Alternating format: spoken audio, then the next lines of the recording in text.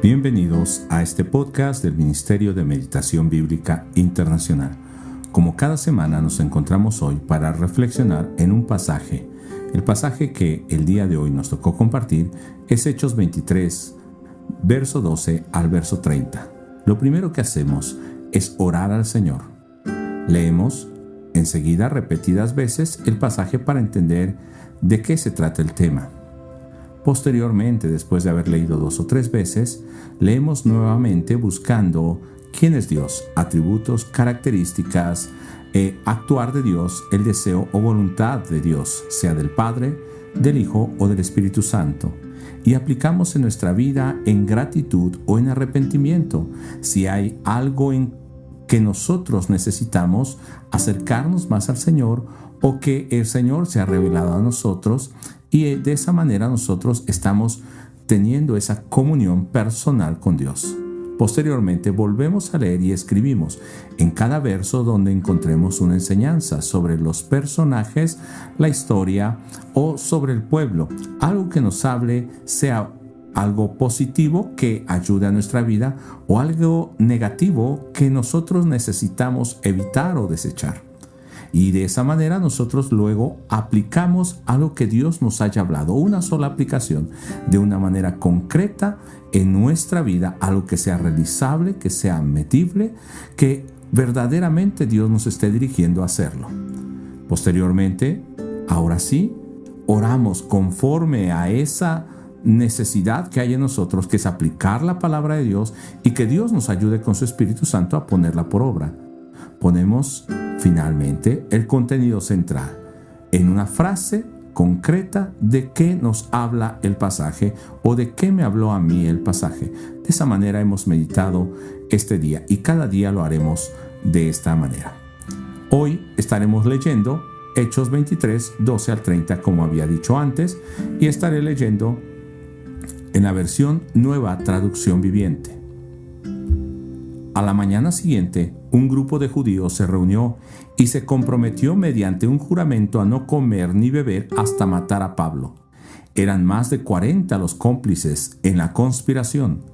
Fueron a los sacerdotes principales y a los ancianos y les dijeron: «Nos hemos comprometido mediante un juramento a no comer nada hasta que hayamos matado a Pablo. Así que ustedes y el Concilio Supremo deberían pedirle al comandante que lleve otra vez a Pablo ante el concilio.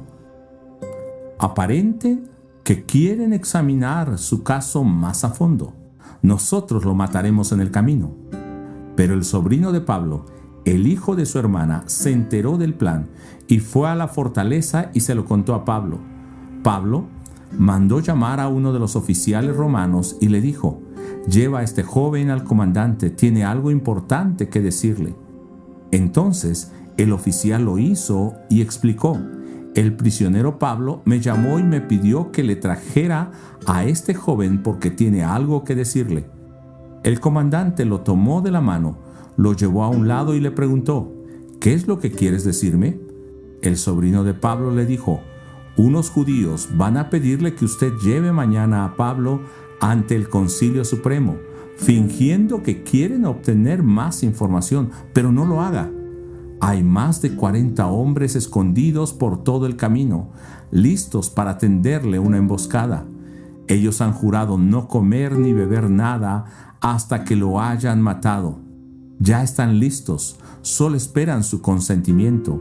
Que nadie sepa que me has contado esto», le advirtió el comandante al joven. Entonces el comandante llamó a 2 de sus oficiales y les dio la siguiente orden: «Preparen a 200 soldados para que vayan a Cesarea esta noche a las 9. Lleven también 200 lanceros y 70 hombres a caballo. Denle caballos a Pablo para el viaje y llévenlo a salvo al gobernador Félix». Después escribió la siguiente carta al gobernador: «De Claudio Lisias, a su excelencia, el gobernador Félix, saludos. Unos judíos detuvieron a este hombre y estaban a punto de matarlo cuando llegué con mis tropas. Luego me enteré de que él era ciudadano romano. Entonces lo trasladé a un lugar seguro. Después lo llevé al Concilio Supremo Judío para tratar de averiguar la razón de las acusaciones en su contra. Pronto descubrí que el cargo tenía que ver con su ley religiosa, nada que merezca prisión o muerte en absoluto. Pero cuando se me informó de un complot para matarlo, se lo envié a usted de inmediato. Les he dicho a sus acusadores que presenten los cargos ante usted.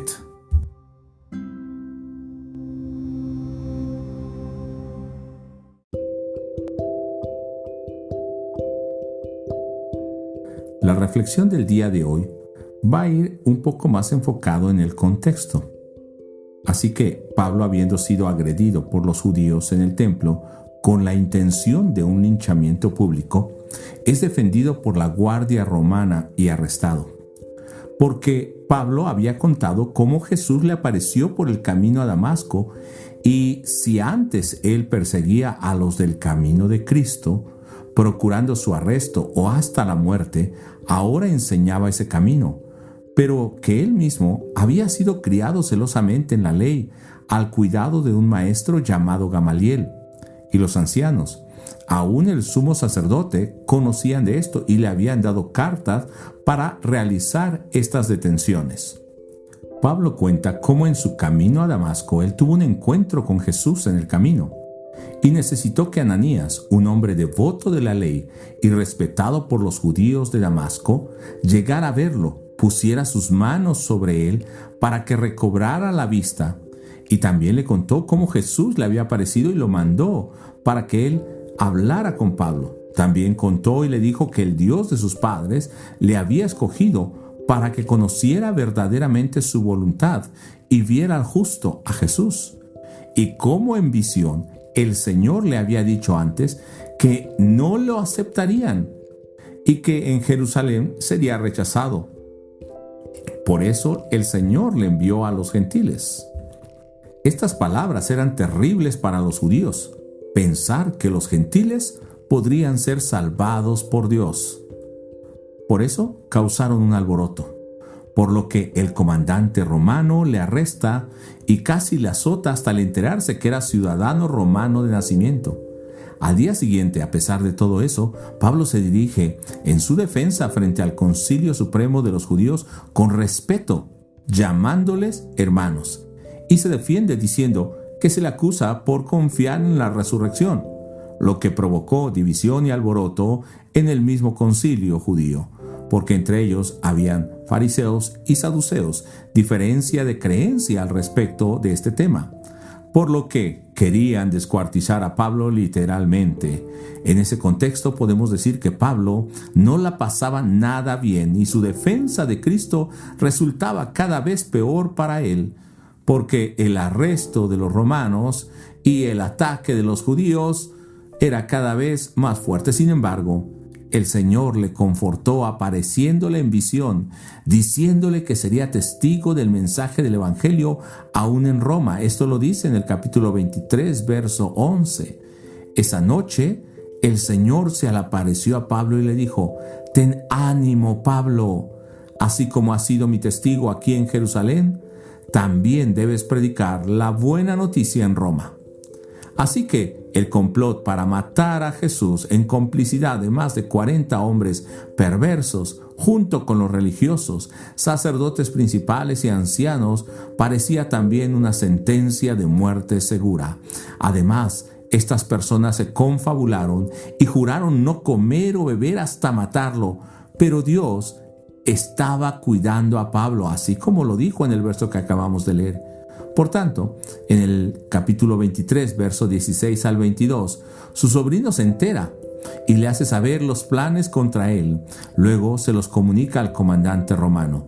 Ahora, la manera en que Pablo estaría seguro no era en la cárcel, sino que solamente sería transportado a un lugar más seguro que se dispone con los romanos, no en el pueblo judío, no con los cristianos, sino por los mismos romanos que lo habían apresado, con una guardia de 200 soldados, 200 lanceros y 70 jinetes, 470 soldados en total, cuidando a Pablo para ser llevado frente al gobernador de Cesarea. Félix.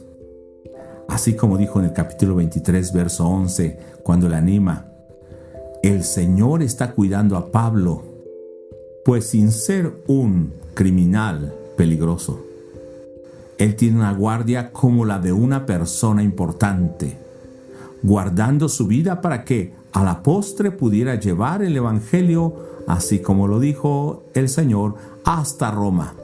No es que Pablo no sufriera vergüenza, rechazo, humillación o malas palabras. No es que no se sintiese triste o desanimado, sino que el Señor le anima apareciendo y confirmando que aún no es el tiempo de su muerte y que tiene planes para él, usándole como mensajero de las buenas noticias de salvación.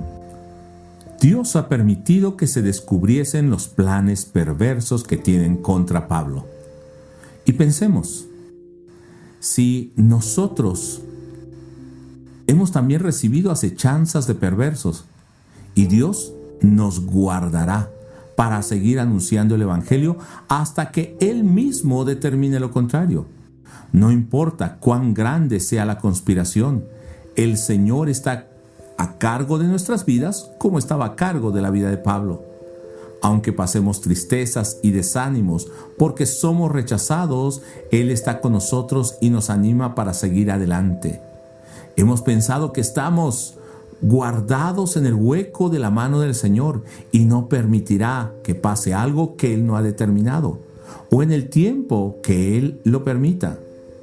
Sabemos que un día moriremos, pero nuestras vidas están en sus manos y hasta ese momento debemos alentarnos sabiendo que somos instrumentos en sus manos y nos sostiene a pesar de todo lo que venga. Piensa hoy, ¿qué te ha desanimado para no seguir adelante en la vida cristiana? ¿O a causa de tristeza has desistido de tu compromiso en el Evangelio? O tal vez ha disminuido ese compromiso que tenías para el reino. Tal vez en tu trabajo, en tu iglesia, con tu familia. Oremos al Señor que Él nos fortalezca, que no desistamos del camino. Sigamos con más fuerzas proclamando el Evangelio con palabras y con nuestra vida en testimonio. Dios descubrirá todos esos planes perversos, pero también Dios nos sostendrá aún usando a aquellos que parecían nuestros adversarios para cumplir su propósito. Yo quiero orar por ustedes y cada uno de nosotros en el Ministerio de Meditación Bíblica Internacional. Oramos para que el Señor obre en el corazón de cada uno, sosteniéndoles y fortaleciéndoles. Señor, queremos que tú bendigas, guardes la vida de nuestros hermanos, puedan entender tu propósito y sean fortalecidos. Les animo, hermanos, a continuar meditando cada día. Dios les guarde.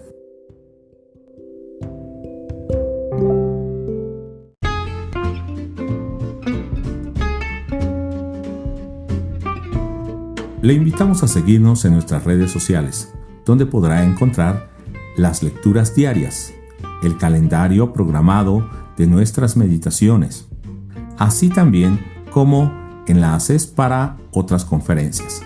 Nuestras redes son en internet www.meditacionbiblica.com, en YouTube Meditación Bíblica Internacional y en Instagram Meditación Bíblica.